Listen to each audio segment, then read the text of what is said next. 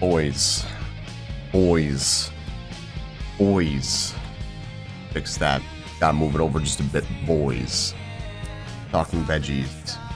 Elves, aliens, everything you can think of, all bundled up into one. I'm not sure if you can see that on my webcam. I think it's just Twig plus Veggies. Nice Twig plus Veggies. Let's go, boys. So this game has 6 separate little stories in it that have their own different pacings and genres and things like that, and they're all unique and custom, I guess. I guess they all just have their own storyline. They're not, so I don't have to play them in any specific order. I can do whatever order I want. So I'm gonna start with the 3 down here, these ace detectives, since they are the ones in the cover art on the Steam page. Makes the most sense to me, because I'm assuming that that's the main story. Then I guess I'm not really sure. But we will be going through all of them. They'll all probably be in separate videos, as I don't know how long each one is. So let's go ahead and get started. I really hope this music isn't copywritten. Not that it really matters, but I hope it's not. Can't be happening. No such thing. Believe it, I don't. Girl's eyes widen with fear. Glitter in the dark. Crying? Completely out of character. Strong girl. Pretty resilient and tough. Even now, scared to death, she's trying to protect her friend instead of trying to harm. That must be the friend. Wiggling viciously. The terrifying Eve curls up and clutches Nike's arm. Yo, bro, she's a shoe. Not supposed to clutch your shoes, you're supposed to wear them. Burying her face in it. Ooh. Oh, in her arm.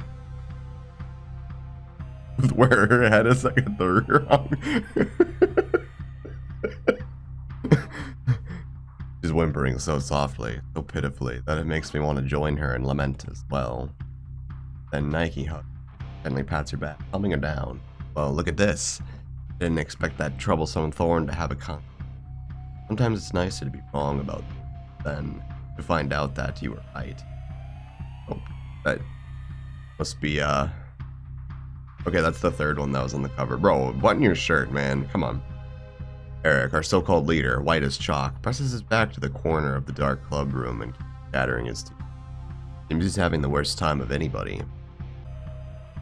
It's time to calm everyone down, but suddenly we hear a muffled noise from the corridor. We stare at the door in horror as approaching footsteps and an instinct growl or howl cross the threshold. Ow! There's a very, very big difference between those two. I don't know how you cannot tell the difference. Holy crap, it's coming this way. It's coming straight for us. Cries for mother. Ugh. Eric stops chattering his teeth and just goes limp. Sinking straight to the floor, his eyes rolled back. Orgasm? Perhaps he's lucky, unlike those of us who are still conscious. That was really loud. In the silence, the door creaks loudly. Yes, it was loud indeed. I've never been a member of any club. No. Notice his belly showing too. No one ever invited me. Probably because they didn't notice me. Sometimes being so nondescript is a curse, almost like you're invisible. That's supposed to be like us. And sometimes being invisible is a gift. They don't notice you. They strike up frank conversations right in front of you, exposing terrible secrets, and you become an involuntary witness to the curious things that are happening in the lives of others. That's true. If you don't have a very strong presence, people will just not notice you walk up. It actually happens to me from time to time. Even though I stick out like a sore... I feel like I stick out like a sore thumb, but, you know, in reality, I don't have a very strong presence. The main issue is that those events happen in their lives, but not yours. But as they say, half a loaf is better than no bread. I'm used to being thankful for small mercies. Nothing particularly interesting happened in the first few days when I got to my new school. The teachers introduced me, but thought that I was absent. Apparently he didn't notice me, sitting in the far desk, which is usually where I end up. Okay, it's not that bad. It's not that bad. When people want to see a new person, they expect something unusual, unfamiliar, new. The gaze can't be fixed on such an ordinary face with familiar standard features. To be honest, that isn't enough to become truly visible.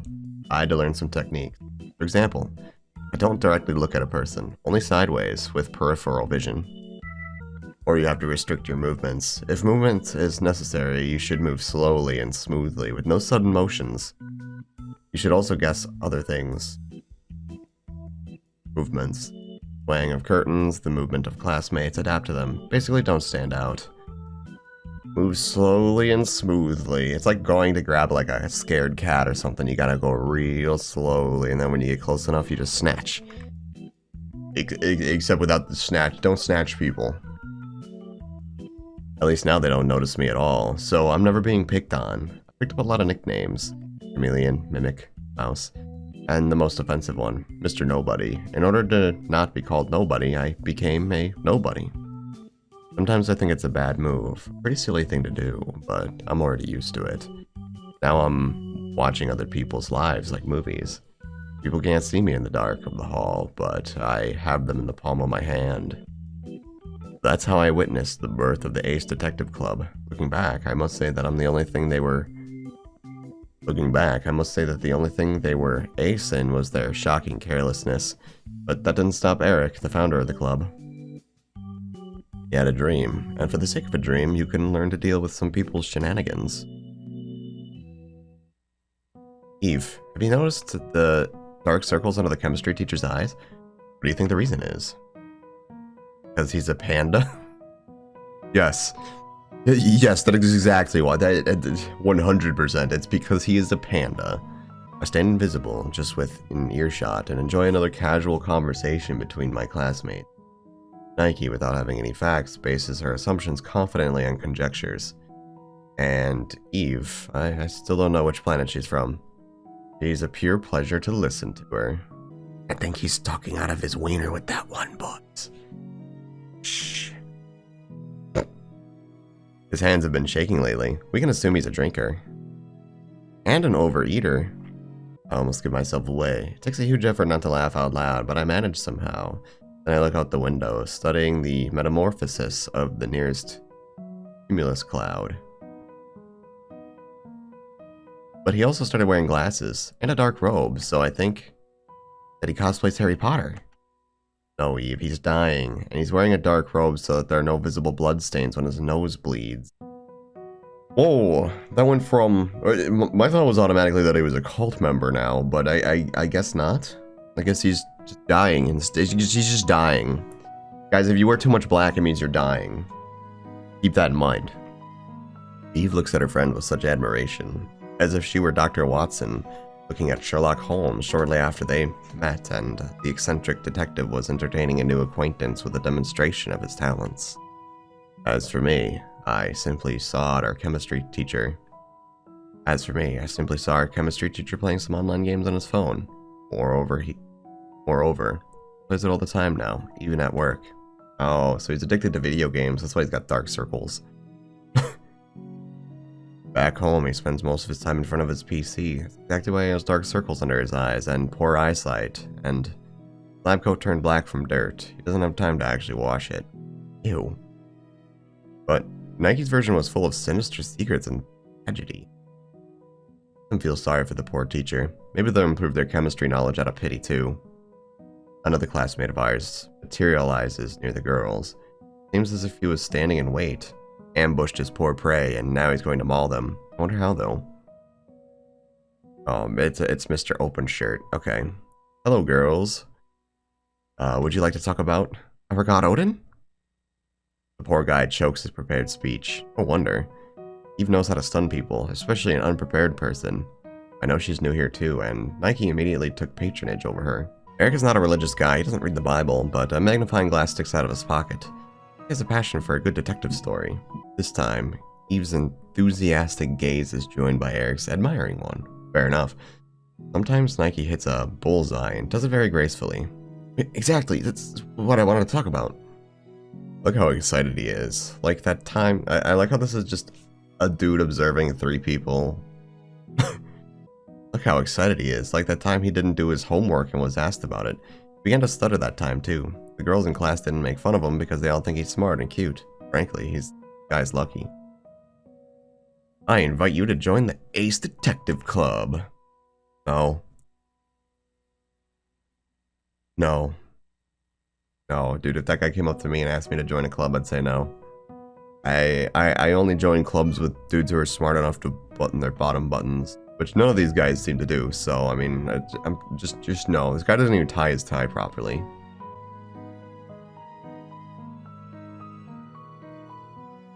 What I'm trying to say is, get a bigger shirt. Like, just do it. We're in high school, man. We'll ever be interested in clubs now. Although, it gets me thinking, and I realize that I wouldn't mind joining such club. Too bad no one would invite me to join. ADC? Seriously? It's kind of exciting. Based on Nike's facial expressions, I realize that Eric will be given a runaround. I found out that the aircraft modelers accidentally inhaled some glue, so they were dismissed and sent to a narcologist. The best club room is now free. The one at the end of the corridor. It'll be occupied shortly unless we find... We're in... What? What? Even Eve and I are surprised, which is also surprising. Not many things can surprise the both of us. People do surprise me though, like, for example, how they can be both bad and good at the same time. Eve was surprised by rice balls yesterday. She found it strange that they do not crunch even though they look like lumps of snow. Room is great. Eve is joining us too. You can count on us. Alright. I'm glad this lady makes decisions for her friend. Nothing wrong with that, I guess. Eric and Eve smile in sync. Apparently the former was already prepared for long-winded coercion, and the latter is just happy. However, Eve is cheery all the time. I even envy her a little bit. Cheery all the time. Purple hair. Smile. Very skinny. Pale. Yeah, she's just depressed. How that goes, right? That's the logic these days. If you're happy all the time, you're actually depressed, and if you're depressed all the time, you're actually depressed. And if you talk about being depressed all the time, you're depressed, then... Fuck, man. Why's everybody depressed? Shit. Great. Here, sign this application. I need to find 2 more, and I think I have someone in mind. The happy guy skips off to class. I, out of habit, wait for a ride. Unnoticed, I join a party of disheveled passing by students. Judging by the absent eyes, they're the same aircraft modelers from before. If you copy all their movements and keep silent, you can become an invisible part of the party, walking right in the direction. That's what I call a ride. Alright, smart. That would make an actually good detective. Like, with logic like that, he would make an actually good detective, dude. Passing by the girls, I hear them talking. I'll upset you, but our coffee shop is being shut down soon. But now we have a club. A great place to spend time after school. ADC, Alluring Damsel Club. Nope, that's not what he called it. Eric should have heard that. I'm afraid he's in for a surprise. Lovely girls are going to turn ADC into a girls' club. Not to solve some detective mysteries or discuss chases or Christie's work. By the way, here's my stop. I separate from the group of still slightly stoned modelers and slip into the next class. Still slightly stoned modelers. Apparently, a restless Eric has found a new victim, a blonde beauty. She's not blonde. Clutching a book to her chest, still doesn't really realize what this energetic boy from another class wants from her. Sherlock Holmes, Hercule Poirot, Alan Pinkerton, Eugene Vidocq. I'm not sure how to pronounce that one. Inspector Gadget. Actually, forget it. It really doesn't matter. The important thing is, we can do it. Right now. We'll catch and overtake them. We can definitely do it. What's your name again? Sabine. It's so nice that I found you, Sabine. And that we have common interests. The guy vigorously points his finger at the book. That makes the girl hastily hide it behind her back. Here's the schedule. Here's the application form. Sign it. Poor Sabine quickly signs the paper and rushes out of the classroom. Scoundrel. Got that poor beauty. Girl really is pretty, though. Come on, man, don't be weird. Don't be, he scared somebody. Like, bro, end of the day, it was her decision. She signed the shit. And so, I keep watching her go, completely forgetting about my camouflage when Eric looks around an empty classroom with Rhett. His gaze meets mine, both slightly startled at the same time. I've been out of the habit of direct eye contact for quite some time, and Eric seems delighted. Getting closer. What a disguise. Been here all this time and I haven't even... Are you in this class? No. Shake my head negatively, unsuccessfully trying to figure out how and where to retreat. The other one then? Yup. Guy waves behind his back. I nod. We classmates? Why yes, you're the new guy that skips class all the time, right? Oh.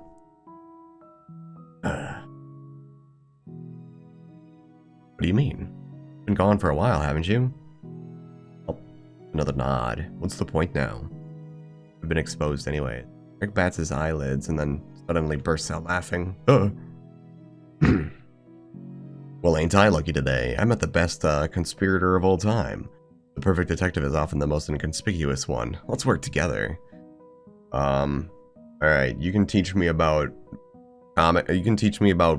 murder mystery novels, and I'll teach you about buttoning your shirt.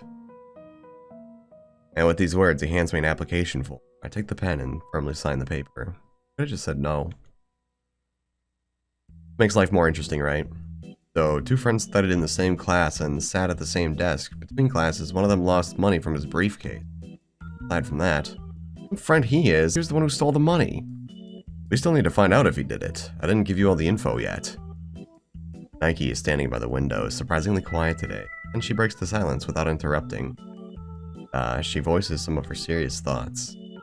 Friends come and go, because they all have legs. That remark stuns Eric. He even drops his printouts. What? Why is that so stunning? It's like one of those, like, obvious, not obvious trick answer questions. Eve, not some logic puzzle. That's a shame, I love logic. Now my face is contorted too. Even Nike turns her attention away from contemplating the landscape outside the window and stares at her friend. Not wrong, I guess. She's not right, but she's not wrong. So, funny, this logic of yours. Thank God everything is alright. Today's Eve, no one has replaced her. I think her name is kind of symbolic. After all, she's the first woman on Earth, or on another planet. Huh. Eric can't hold it anymore. He turns to the wall and his shoulders start shaking. Hey, are you crying there? Oh, honey, I think that bastard is laughing. It sounds so threatening that it really hits Eric. Without turning back, he holds his palm behind him. Hold your palm behind you? Like, wait, don't attack. I get it, it won't happen again. He grunts for the last time, wipes a tear, and turns his already serious face to us.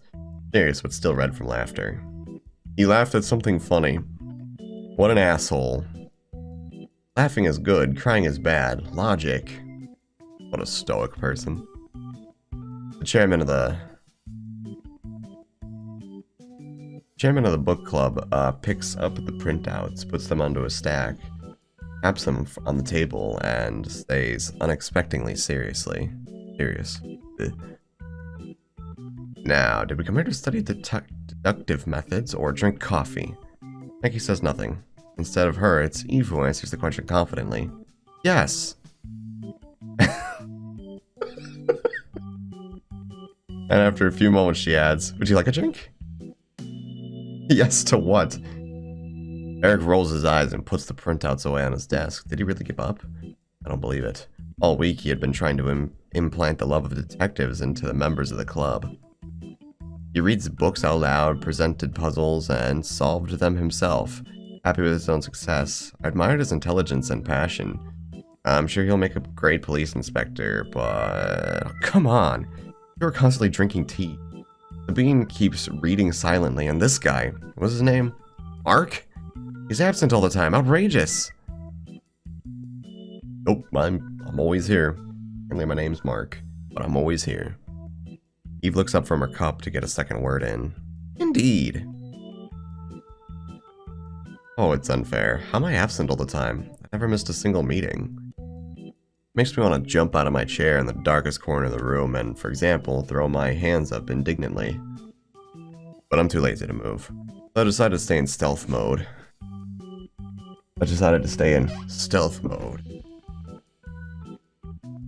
The chairman's tirade doesn't impress Nike at all. She continues to stare out the window. Chemistry teacher got worse. His eyes are red now. He's looking peaky. He's always disheveled, and he's tired. Why do you care about him so much? He's accompanying us on a trip today. Have you forgotten already?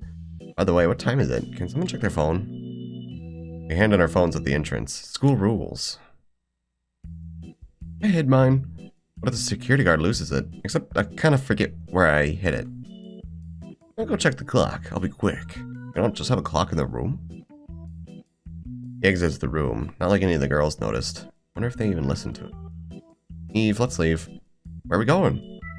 We have 3 guesses. To the astral plane? To the zoo? To the internet? I like that last one. Jocks, can I have another one? Bathroom, honey. We're going to the powder room. Wow, shocking. Girls going to the bathroom in a group. Never seen that before. I don't have any powder. Can I just pee then? May I pee, please, ma'am? I didn't hear what Nike said in response. The door was closed, and so we are left alone. Sabine and I. I really want to look at her, but I'm afraid that she'll remember I'm here, notice me, and then get embarrassed and run away. Turns to the last page of her book. That's not book reading posture. God damn it. It'd be like TikTok book reading posture, but I mean, we're not diving into that rabbit hole, boys. Stay a virgin. Turns to the last page of her book, sits with her eyes closed, and for a few moments sighs, and then gets up, the book finished. Where's she going now? Home? Sabine does not answer that question. And it's not like she's going to answer verbally.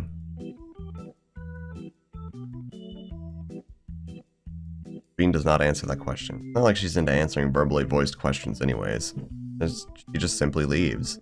Our full-time quiet one is gone now. The alluring damsel club is empty now, just me alone, not so alluring, and not a damsel either. I sigh silently, out of habit, and I'm about to get a little sad, but then Eric breaks into the room with a piece of paper in his hand. Girls, look at what they threw at us. This is an outrage. Where is everyone? The meeting's not over yet. Oh. Stops mid-sentence, and his hand hangs limply by his side. Sick of it? Eric and I jump. Eve is standing in the doorway. Didn't finish your phrase. You mean sick of it? Eric nods. He isn't so gloomy anymore. Eve is here, and that means Nike will soon join her. I'm fine. Really, another mystery solved. However, you could still call me amused and puzzled. Puzzled what? Eric was puzzled. Okay, what have you got there? Oh yes, the note I found here. He puts the note on the table and somehow solemnly slaps it with his palm. Nike looks at it skeptically, and Eve immediately begins to read it. This is a trap. You will not get out of school until you solve the crime. What a mystery. What the hell? It was you who wrote it, you bloody detective. Why can't we leave the school? Eric shrinks away. I can relate. It won't do any good angering Nike, and he was happy about the note. No, I just went to check the clock in the hall and the note was stuck to the clock face. See? There's some tape left in the corners. The presence of duct tape convinces Nike, but it doesn't calm her down. Alright, get up and go. Wait a tone. It almost makes me jump up myself. Even though the girl addressed our genius of deduction, everyone leaves the room, leaving me by myself. I'm not sad this time. I'm excited that the plot of another movie about someone else's life is taking a very interesting turn. And I can also try to be part of it somehow too. I even squeezed my eyes shut in anticipation. Am I finally going to feel alive? About to leave my improvised auditorium consisting of one chair in a dark corner of the room when Eric suddenly returns with his charming convoy. Escort Nike's eyes. And I can also try to be part of it somehow too. I even squeezed my eyes shut in anticipation. Am I finally going to feel alive? I'm about to leave my improvised auditorium consisting of one chair in a dark corner of the club room when Eric suddenly returns with his charming convoy. Escort Nike's eyes start flashes of anger. And Escort Eve is hopping along while humming something. If it's not your doing, who did it? How would I know? I'm locked in with you. In an empty school without a phone. An adventure! Yay! Okay, well someone's happy about it at least. Let's go. It's way out of any situation. A window. Doesn't look like... Bro, it's like one tree... It's like not even a full tree's length high. Like, it's probably like on the second story. You can live that. Just go. Fucking yeet. Don't jump out of windows. Don't. Bad for you. I heard it's bad for your health to fall from tall areas. And if you were eaten, then there would be 2. We just need to... There would be 3. Thank you. I'm here. Come on, man. No one's asking you. It's all yours and your stupid club's fault. Eric wilts a bit. Even Eve quiets down. Although I personally agree with her. It's an adventure. But Nike is merciless. For someone with the perspective of spending the night inside the locked school doesn't seem too nice for her. I don't mind it. Relaxing. Get away from home for a bit. Get the chill. I'll be in charge from now on. First of all, let's sit down and think. Come on, get down. Take these papers and make some suggestions. Known that when you're writing, you get more great ideas. Not true. Quite the opposite. If I'm trying to write things down, my mind just goes blank and I start drooling all over myself. When I'm not writing anything, I just go blank and drool all over myself. But that's not the point. It happens when I'm writing too. No objections. No point arguing with her now. We spent some time writing down our ideas, but it was enough to get dark. A little later, Eve's voice breaks the silence. Why is it so dark? Because it's night. Nike answered by rote. But then she realized Eve mentioned unlit lamps. Then we hear switches clicking. And now we have some jerk knocking out the electricity. Hand over the papers. Papers rustling in the dark. What's the point if you can't see it? Okay, recite it from memory then. Let's start with Eve. God, imagine remembering everything you wrote down. You write it down so that you don't need to remember it. See, Eve goes first, and we'll leave something reasonable for last. Wise. First, we'll fry marshmallows on a fire. It's delicious and fun. Second, we'll solve some logic puzzles. And third, we'll have a contest for the most interesting story. Fourth, we'll find something edible. I'm pretty hungry. Eric stretches out his hand to the paper and then crumples his own and throws it into the trash. Why? There's nothing really worthy on there. Think that you had the same ideas as her? Are you for real? Eric looks away. But he's happy that it's dark here and no one can see that his face is turning red. Did he really have the same ideas? Somebody cheated. He copied off her paper. Meanwhile, outside the window, the moon leaves its cloudy fort and gets lighter in the room. Oh, now I can make out the letters. Shall I read it again? No need, honey. It's my turn. First, we'll break a window with a chair. Pretty sturdy, you know. It's part of an anti-terrorist measure. Oh. You can't just crack the window open? Like, are they perma-shut? Nike glares at him as if he was the one installing the windows. Second, find a landline phone. That won't do either. The school PBX is powered by the general network. After saying it, Eric presses onto the wall. I'm afraid the next look Nike gives him will ignite him or put some holes in his skin. You can try opening the lock with a hairpin. You know how to do that? I can bend a hairpin into a heart shape.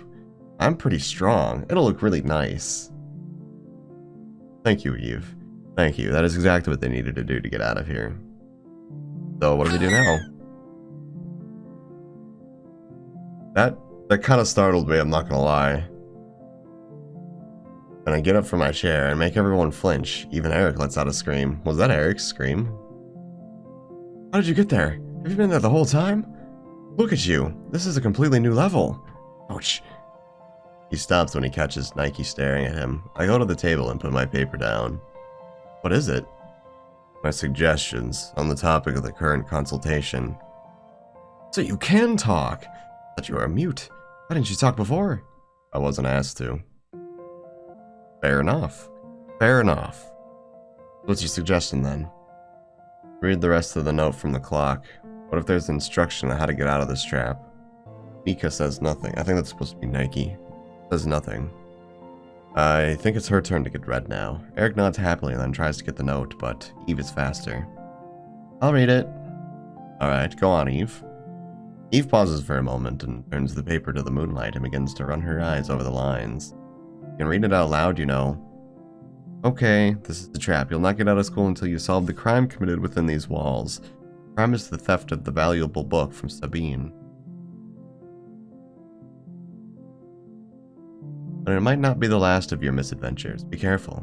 Night holds dangers and spooky secrets. The room is silent, but it doesn't last too long. So it was her, that brat who arranged everything. And then just to return that idiotic book of hers. Big deal, collector's edition. I told her then, you need to keep an eye on your things. He's in trouble now.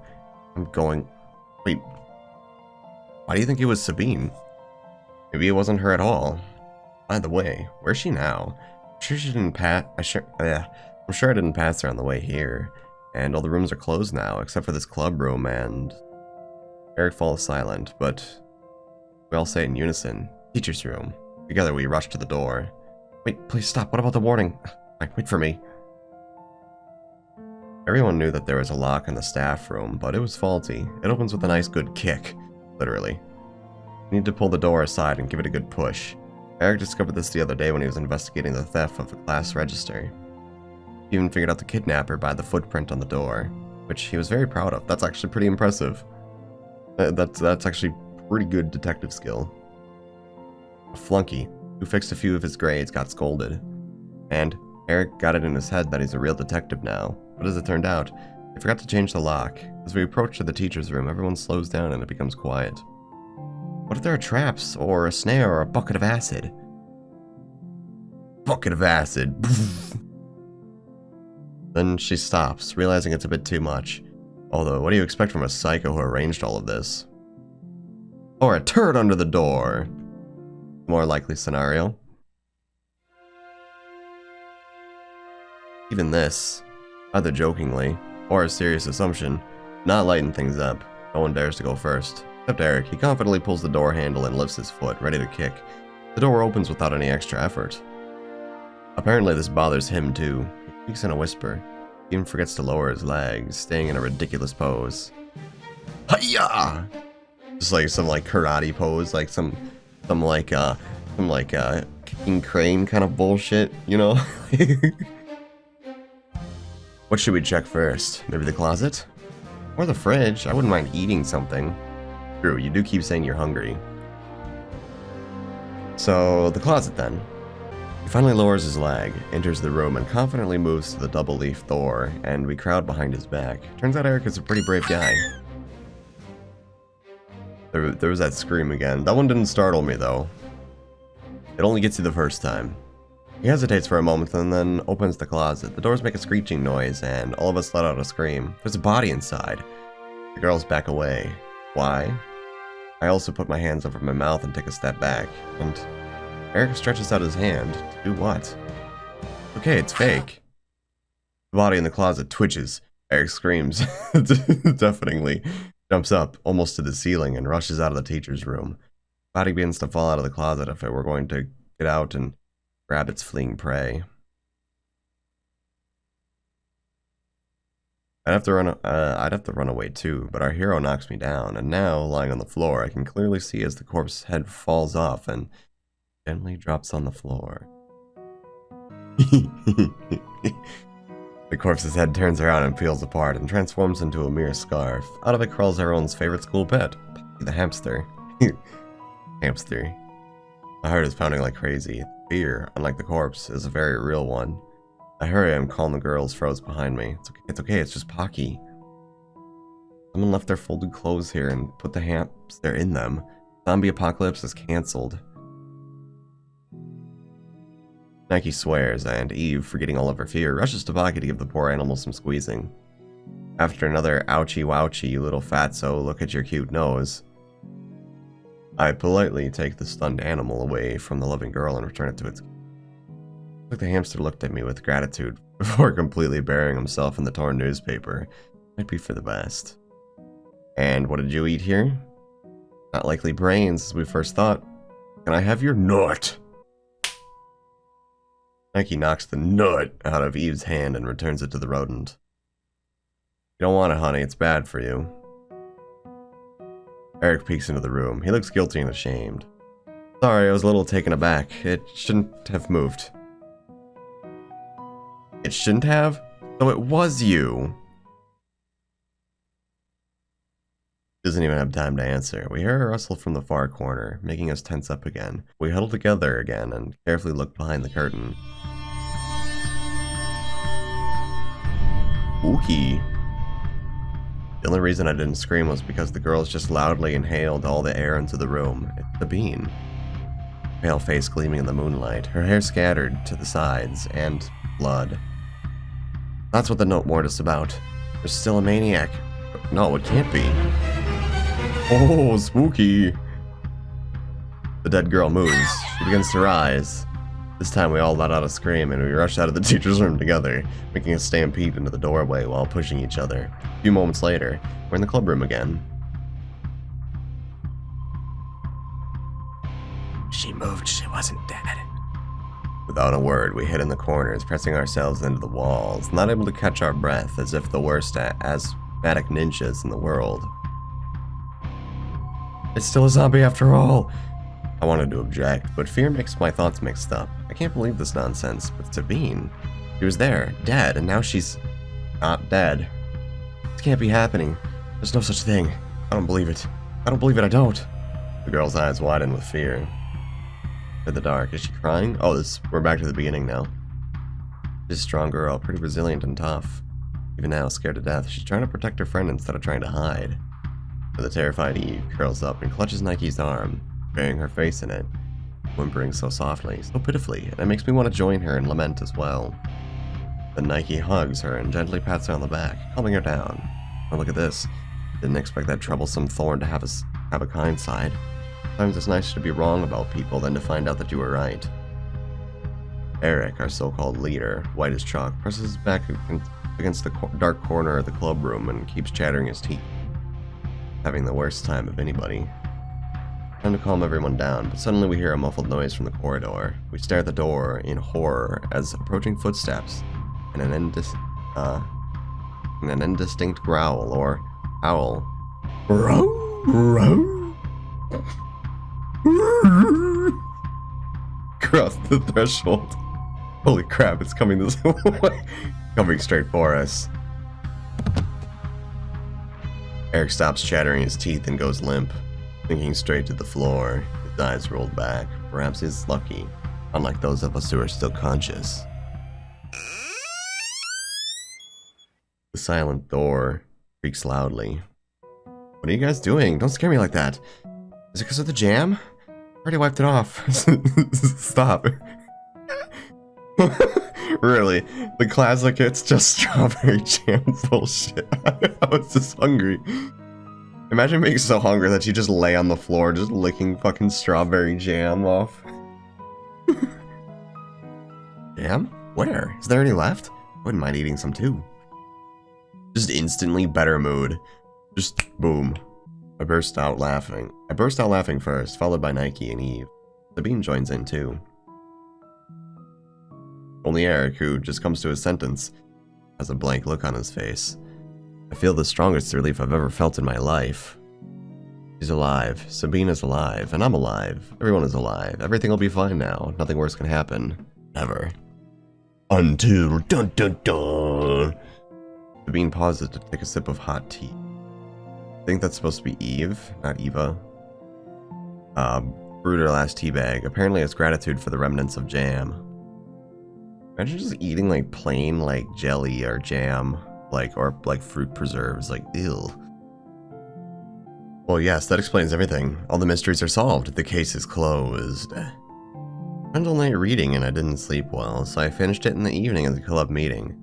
There were no other books. I mean, There was one in the teacher's room. The teacher took it away from me so I wouldn't read during class. Today I remembered that there's a door and, well, I broke in. You committed breaking and entering. You committed breaking and entering. You broke the law. You're going to jail. Like, Eric's voice is full of delight, as if he hadn't just done the same thing a moment ago. He didn't. The door was open. He didn't break and enter. He just entered. I found the book, sat down for a minute, and then fell asleep. Then I woke up and got hungry, saw the jar and tried to open it. It slipped out of my hands, bounced on the table, and then splashed jam everywhere. What a convenient string of events. Totally wasn't eating brains. Then I heard a noise coming from the hallway. I wanted to see who else decided to visit the teacher's room. Laid down on the floor and looked from under the curtain. And you came in, scared Pocky, then me, and scared yourself. In general, you acted pretty weird. It was us who acted weird? Exactly, everyone except me. I'm the only normal one here. If you're the only normal one here, doesn't that make you the weird one? Like, comparatively? Because if they're all weird, and you're different from them by being normal, then you're different from the majority of people. The majority makes the normal, so therefore you're weird. Oh man, I'm gonna have an existential crisis, boys. We need. I'ma stop. Yes, honey, you're right. Well, all right. So, what do we do now? Continue from where we left off. Oh no, no! I got my shirt buttoning skills from Eric. Oh no, boys. And what were you doing again? We were running around and shouting. Did you want to join us? It's fun. Eric turns pale and retreats into a corner, reliving the moments of happiness once again, still fresh in his memory. I think I've had enough fun for one day. Nike perks up and attacks our chairman. Stop! It was you who arranged everything. You already let it slip back in the staff room. Eric turns quite shy. His eyes dart, and then he stops, frowns, and... Yeah, it was me. You forced me to. Turn Ace Detective Club into... What's this? Alluring Damsel Club. Don't you like it? Are you upset that you're not an alluring damsel? I mean, neither am I, so... Stop it, that's enough. I wanted to teach you a lesson, to scare you. And then he calms down, just as suddenly as he got angry a moment ago. Actually, I don't blame him. Although it's his own fault, his recruitment strategy wasn't very picky to begin with. On the other hand, it was necessary to act immediately, otherwise the room would have been gone to someone else, and he really wanted to create a detective club. It was his dream. He did everything possible to fulfill it. And then in the end, instead of cool detectives, the club consists of... some kind of detectives, in the professional sense, of course. Or of lovely girls, mostly. In fact, I wasn't going to scare you that much. I was going to immediately show that the corpse wasn't real and that it was the first clue. What clue? Well, the quest, I mean. Have you heard of those escape rooms where they lock you up in a room and you need to solve a puzzle to get out? They're really fun. You'd like it. And then you could finally understand what this club is. Anyways, we can find the key, right? Yes, I planned it out thoughtfully. I prepared everything when I went to check the time. Consider the quest complete. Give me the key. I don't have it. He wilts completely, averting his eyes to the side. He looks lost. I dropped it when I was running away. It fell right into the drain, where there used to be a drinking fountain, or the cooler was installed in the cafeteria. Nike growls and rushes to the hall. I'm afraid she'll rip up the floor to get out of this school. Eric is almost crying, he's so mad at himself. And us. Such bad detectives. This is cool. What exactly is cool? Your idea. It's a pity that there's no key. Maybe we can complete the quest without it? Maybe. The chairman is perking up right before my eyes, although it seems he still can't believe that someone liked his idea. Nike returns. Judging by the look on her face, she couldn't get the key. I clearly remember how sturdy the gate is. The grate is, sorry. I remember accidentally dropping a coin in there on my first day of school. Wouldn't have minded either. What wouldn't you have minded? I would have also wanted to complete Eric's quest, albeit without needing the key to get out. Sounds very fun. Nike takes a deep breath, but I managed to quickly add, it was Eve's idea. Throw that in there just so she isn't angry anymore. Empowered woman doesn't like man ideas. Fight the patriarchy. It isn't hard to see how Nike treats her friend, protects her, agrees with any nonsense she says, and how all Nike's anger has evaporated. She suppressed it with the effort of will. She nods. Well, if everyone is okay with it. We turn to Sabine, making her a little confused. Yes, of course I'm in. Shall we start? And so we do. But, give up almost immediately because nothing worked out as planned. It was here, a note. No second clue here either. And the third one too. Someone removed them, but why? We failed to solve the puzzle, and the villain is still here somewhere. Apparently, someone else is playing the game, and that someone is among us. That's kind of sus, bro. Almost importantly, we really are in danger. Real danger, unlike the hamster and jam. We need a change in perspective, something that'll get the ball rolling. I think I have some ideas. Don't worry, the quest just got even more exciting. Now even Eric can participate with us on equal terms. You're the one who did it. Make things more exciting? No, of course not. I just thought we'd have to think. About spending the whole weekend here until the school reopens? Yeah. Her voice is still angry, but she tries not to express her emotions as openly as before. How long can people live without food? Anyone can last a couple of days, but I'd rather not. So we need to take care of finding provisions.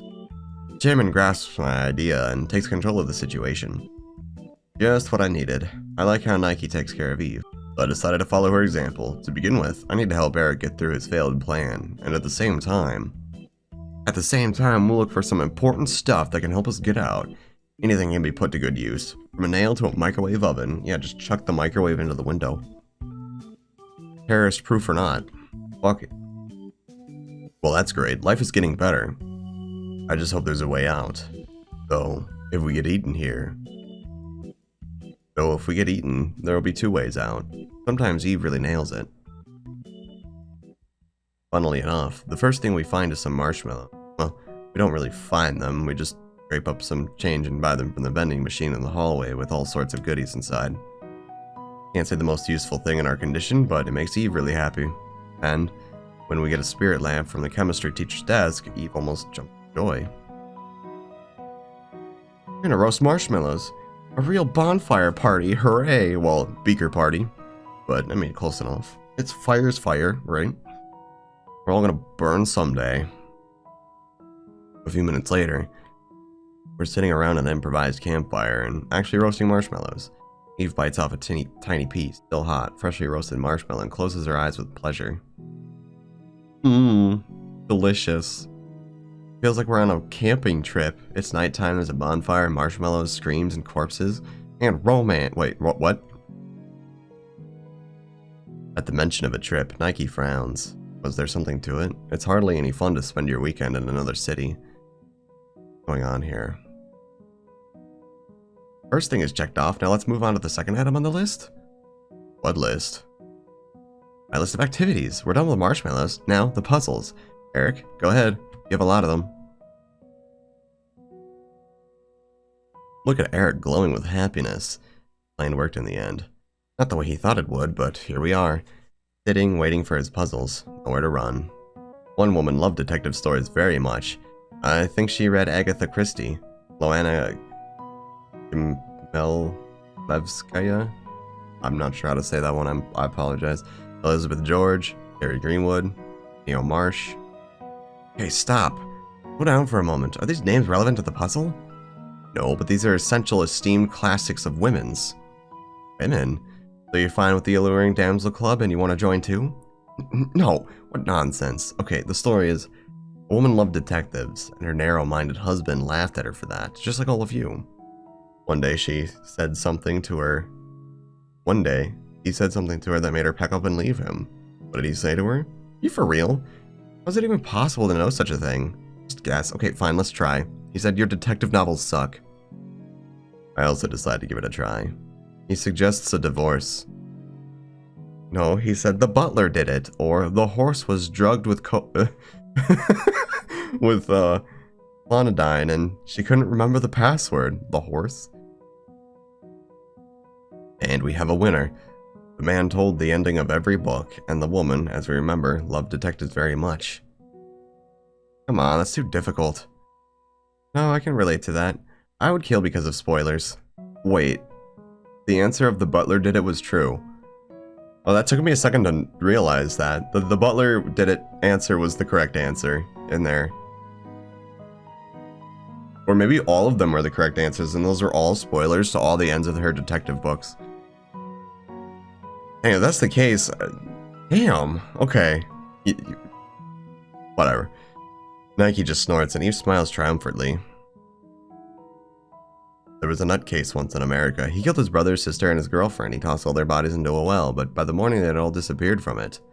And then, when he killed his mom, she didn't disappear. Why? Is this from your personal experience? Is that why you haven't seen your mom for a long time? Ooh! What a meanie. Eric tries his best at entertaining us, and this girl just makes fun of him. Possible that the mother kept pulling everyone up from the well and burying them herself? They were still family. Since he's nutso, perhaps everyone but his mother were figments of his imagination. It seems that she got caught up in all the excitement too. Eric seems like he's ready to announce the winner, but then Eve suddenly blurts out her version. Bleh. It was a well with 3 wishes. He probably ran out of wishes. Eric and Nike exchange glances and start applauding. I join in. Good version with magic and a happy ending. Unlike... He murders everybody and wishes they'd disappear. And they do. Yeah. What? Let's continue. A man bought an inexpensive painting at an auction, although he knew that it had little value. Or he has bad taste in art and simply liked the picture? If he kills the artist, it'll become famous, as it sometimes happens after death of an artist. Then the pictures... Oh. Seems that she realized what a stupid thought she blurted out. How many artists would you have to kill before at least one of them becomes famous? And everyone stares at Eve, waiting for the right answer. She tries to say something, but 4 marshmallows stand in the way, and she draws a rectangle there. A painting? The girl nods and then repeats the pantomime. The girl nods her head and repeats the pantomime. This time, she draws a rectangle, not with 1, but with 2 fingers. She spreads her index finger and her thumb. The frame? The girl nods vigorously again and calms down, concentrating on chewing the marshmallows. Absolutely right. The frame the painting was in was expensive. Oh, the girl is not so simple as it happens. Beat us again. Puzzles keep getting more logical, even though, as I thought before, it was lacking logic. Eve takes the bag, crumples it into a ball, and tosses it straight up, then returns it to her right palm. We lost again. If we had any marshmallows left, the girl would have popped by now. True, she do be looking pretty wide Putin right now. Eric and I don't understand a word, but Nike seems to get it. Even manages to translate it for it. She said she had enough. Cryptographic puzzle next. Contact the row. Continue the row. OTTFF. FFFFFFFF. Hi. Eric and I stare at her translator from Avish to human, but she just shrugs. Then I had a fountain pen. Then I hand a fountain pen to Eve, and she quickly writes a few characters down. And again, the next puzzle. Hey, speed demon, don't rush. Haven't you forgotten something? Oh yes. They have the first letters of the numbers 1, 2, 3, 4, 5. And further down the list. What a piece of... Okay, it's time to wrap up. The main thing is that Eve got her snack. Let's continue with your quest, Mr. Riddler. And so we leave. We found a bunch of unattended junk, and we even managed to get some useful stuff from it. But the most valuable finding turns out to be a walkie-talkie. The problem is the school is located in the lowlands, so we need to get to the roof and actually use it. The doors to the stairs heading there were closed a long time ago, as the students wouldn't spend all day there skipping classes. There's some sort of magical roof here. No one wants to leave it. It's because it's anime. That's where all the magic happens, is on the roof of the high school for some fucking reason. Having never watched a magical girl anime before. We also find a paper cutter that we use to cut the cord hanging from the suspended ceiling. Then, we tie it to a bent nail and fish out the key from under the grate with our handmade fishing rod. Turns out it doesn't match the lock on the door, our disappointment quickly turns into despair, but when Eve starts wandering what this key is for, and she tries all the doors in the school. Turns out it's the key to the rooftop. We rush up the stairs of the school, we rush up the stairs as if the school building is about to collapse and will end up buried in the rubble. I wonder how we managed to keep our legs safe in such a rush. When we reach the roof, we stop, and I get the walkie-talkie, which is immediately grabbed by Nike. Where should I press? What knob do I turn? Don't mess with anything you don't understand. Give it here or you'll break it. He sets it to the first channel and then presses a button on the side of the device. Hey, can anyone hear us? Please respond. The walkie-talkie replies with silence and feel despair coming back. Can anyone hear us? Answer please, it's urgent. Please respond. Sounds quite pitiful. I even feel a bit uneasy. I turn back, I lift my head and start watching the stars. They're no longer clearly visible as the sun is coming up.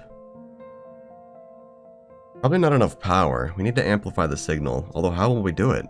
Or maybe we should extend the antenna? We need to find a wire and something metallic. Alas, we have the wire.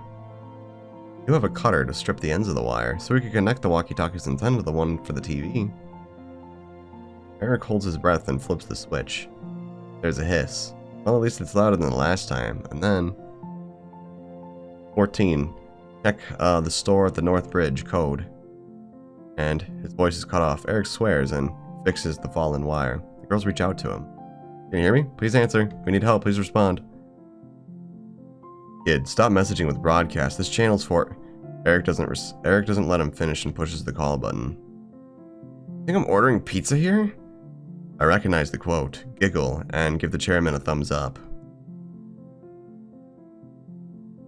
We're locked in our school without food and water, and no one's looking for us. We need help. Roger. Wait, 14. It's on your way there. Check the school. Oh, they tapped into like a police broadcast thing, I'm assuming. I don't know why I just noticed that, but... The 14th replies something, but it's unclear. The walkie-talkie stops making any sound. Even the hiss is gone now, so the battery's dead. The only thing left for us now is to wait for the police to arrive. That's it. Let's wait. Becoming day. Start waiting. We stand out on the roof, without even noticing the dawn of the horizon. Then the warm light floods all over the city and reaches the rooftop of the school. Still, it's a pity that our investigation has reached a dead end. It would be cool to find the perpetrator. What's there to look for? Who benefited from it? Who would want to make a real investigation? Only you, Hercule. Only you, Hercule the desiccated. I think everyone will agree with me, isn't that right? Who thinks that our detective did it all? It looks like it's really him. At first I also thought it was him, but somehow it's also... outraged and dumbfounded, Eric gasps for air. The girls turn to me. So I'm deciding the vote. If I stand up for him, then the opinions will be divided in half, and if I take the side of Nike and Eve, then Eric's guilt will be settled by our so-called jury trial. But why do we need this trial at all? I understand perfectly well that our decision will not be affected. I understand perfectly well that our decision will not affect the real state of the affairs in any way. We'll just express our opinion. Where's the evidence? Then it wasn't Eric. He didn't do it, I'm sure. You know something? You know something. So it was you who ruined my quest after all. Don't say that. I didn't ruin any- Oh, wow. Wow. I'm trying to stand up for a motherfucker and it backfires on me immediately. God damn. Didn't say that. No. I didn't ruin anything, but I don't see the point in spoiling it. It makes no sense. My words get Nike embarrassed. She realizes that it makes no sense to blame the victim. But still, her stubbornness can't help her admit her mistake. Maybe he... whatever. Someone obviously wanted to mess with us, or mess with Eric. Think logically. Eve brightens up. I thought she had already fallen asleep standing up. Which is also an amazing talent, by the way. Okay, let's begin. Personally, I didn't do it. No proof is even required here. Why this all of a sudden? You need to prove it. Do you think you're better than others? At least I'm not pretending to be a detective. She did it. My favorite coffee shop was closed, and the club is a perfect place to have tea parties after school. There's no arguing here. The alibi is so-so, to be honest, but we all believe her. Moreover, she was deprived of a trip. Eve was with me almost all the time. We got separated for just a few minutes. It It wouldn't be long enough for a full-fledged diversion. Mark was in the club room. No, we can't vouch for that. He's very good at hiding. This makes me blush. The praise turns out to be surprisingly pleasant. And yet, he has no motive. However, nobody else does either, but he's an observer by nature. He likes to sit in an armchair as if watching TV. Wait for the show to start. Perhaps any possible outcome of this adventure would be fine with him, but I don't think he would be getting himself involved. Still, Mark remains under suspicion. She good. The less suitable for investigative activities girl turns out to have a nice analytical skill. As I recall, that's why she got asked to join the club in the first place. That leaves Sabine. She's a dark horse, a quiet one. Her book went missing, and that's the motif. Besides, she was the one who was away the longest, and she's constantly reading detective novels and could have come up with some kind of treachery. Sabine turns pale. I can't read all of her emotions now. Resentment, fear, something else? It definitely upsets her. I finally make up my mind. It was me. Nike freezes, forgetting to realize that the air she had gathered for a speech. Eric stares at me as she sees me for the first time, and Eve starts clapping in excitement. I'm not talking about the quests. I was the one who stole Sabine's book. Everyone's reaction has intensified. Sabine frowns as I try to make myself clear. I've never been a member of any clubs. I wasn't invited to be in one, probably because they couldn't notice me. I lived other people's lives. I watched what was happening. People, but I didn't interfere. But I'm tired of being invisible. I wanted to participate in something as an equal, a member of a group, and not just as a spectator. I make a pause to catch my breath, and I notice that no one is angry. Pitied. An unexpectedly pleasant feeling. And so I stole a book from the desk. I set it up so that Eric would find it later, and so that he simply did not return it. I kept slipping him books and manga about children locked in school, about investigating crimes committed by someone amongst the victims. Even that gift card for the escape room. Eric didn't win it. I was the one who made up this fake lottery on the web, and surprisingly everything worked. I don't know if he's being honest, but holy shit. You girls did your part too by acting indignantly his interests in having the tea parties. He thought of those planted ideas as his own, and he planned this night for us. Everything didn't go according to plan, but we still got to know each other better. We got closer, I hope. It was the longest speech in my life. I'm feeling tired, as if I were juggling weights instead of talking. Look up to see Sabine's face. She's smiling. Eric's frowning. Nike looks at me like I'm a fool. He's making a funny face. Sabine is smiling. She already said that twice. I just wanted you to notice me. Seems my plan didn't work out the way it was intended either. Have you read the book, Puppeteer? Oh, why would I? It's a love novel. Exactly. I don't read detective stories. I just take dust jackets from them to hide love novels in. Everyone's mocking me for reading them, and the novel was about a guy and a girl being unable to take the first step towards each other. I was hoping you'd read it and come to the right conclusion, but you turned out to be an amazing goofball. I thought that someone else stole the book, and you never got it. Is that on purpose? I'm confused. Thoughts swarm my head like a flock of bees. I almost can hear the hum. Or is it a police car? One thought buzzes the most, and I voice it. So, you saw me. Hi. Dang, dude. I think the player got played here. I didn't even realize I was doing all this stuff, but apparently I was doing all this stuff, and apparently she knew I was doing all this stuff while I was doing it, and apparently she wanted me to do all that stuff while I was doing it so that she could do the stuff that she was doing while I was doing the stuff I was doing, so that the rest of them could get closer and talk to each other, and then while they were doing all that, then she was doing her...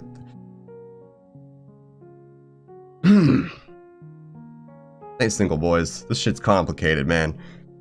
My god. Sabine laughs and takes a step towards me. One small step for the sake of which she and I have been scheming, stealing, keeping secrets, and arranging misdeeds all this time. I was probably the only one who saw you. Well, what are you gonna do now, Mr. Spy? Wanna go to the movies? Hopefully it won't be a detective story. Just ask her out. Eric gets offended. The girl laughs. and I finally take my girlfriend's hand and gently squeeze her small, tender palm. So great to be noticed. Well, he was talking about how pretty she was a while ago. Ending 1. Good. Okay, so obviously there's a second ending to this. We're just gonna, this time we're gonna blame Eric. We're gonna dogpile him. We're gonna see. And maybe my scheming won't be schemed against while I'm scheming to scheme against the schemer who is scheming against all the schemers while we're all scheming on each other. And then it just all turns to shit. With a happy ending, but maybe this time we'll get a bad ending. It was Eric. All the evidence is against you, Eric, although it's circumstantial, at the level of guesswork. I'm sorry, I'm really sorry. The chairman looks at me as if we were besties once and now I betrayed him. We surely got closer tonight, but not that much. I feel uneasy all of a sudden. Seems I lost heart. Well, he can hardly be called a schemer, can he? He admitted everything in the staff room and there was no reason for him to ruin his own quest. Why didn't anyone think of that? And why did I remember but didn't say anything? Their ears are burning. They literally eclipse the Scarlet Dawn sun, but I remain silent. And Eric is getting gloomier and gloomier. After all, we shouldn't have attacked him like that. Nothing particularly bad happened after all, and now we offended him. So you think it was me, huh? What about the others? Where were they when I was preparing my quest? Where were Nike and Eve? The bathroom? Then, why did they come back separately? What could Eve have done when she was by herself? Nike was the one who didn't want to miss the trip. Maybe she was the one who ruined the quest, and Sabine was absent for most of the time. And you frickin' ninja. You can do things that you don't even need an alibi for. You can say you were sitting in a chair and everyone will believe you, and no one knows what's on your mind. Maybe you're a particularly dangerous maniac. Maybe you lured us. Leave him alone. We all shudder in surprise. Our quiet girl speaks as firmly and confidently as ever. Leave him. It was me. I ruined your quest.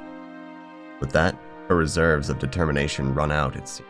Tears glisten in her eyes. Nike and Eric's indignation, such a hard word for me to say, also begins to decline. It's replaced by confusion.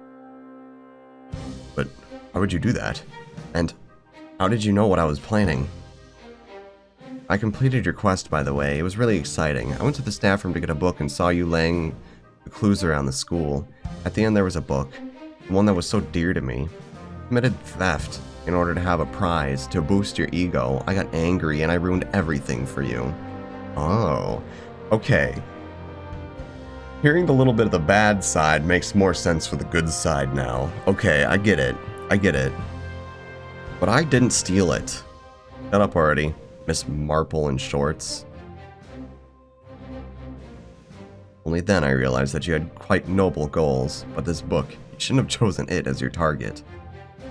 Erg.